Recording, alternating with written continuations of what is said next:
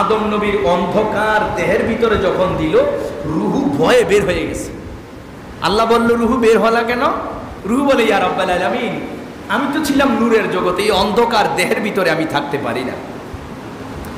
দেখেন, দেহের ভিতরে যতক্ষণ রুহু নাই ততক্ষণ কিন্তু আদম নবীর নড়াচড়া করার কোনো ক্ষমতা নাই, কারণ এই দেহের জীবনের নাম হলো রুহু। এখন রুহু ভিতরে ঢুকলো, দেহ জিন্দা হয় না কেন? রুহু কি হয়েছে? রুহু বলে, আল্লাহ আমি থাকতে পারবো না অন্ধকারে। আল্লাহ বলে, রুহু রে, আমি জানি মানব দেহের জীবনের নাম রুহু, তুই রুহুর একটা জীবন রয়েছে, তুই রুহুর একটা জীবন আছে, যেই জীবন তোকে সৃষ্টির আগে আমি বানিয়েছি, যেই জীবন আরশ কুরসি লৌহ কলম বানানোর আগে আমি বানিয়েছি। এই দেহের জীবন তুই রুহু, তুই রুহুর জীবন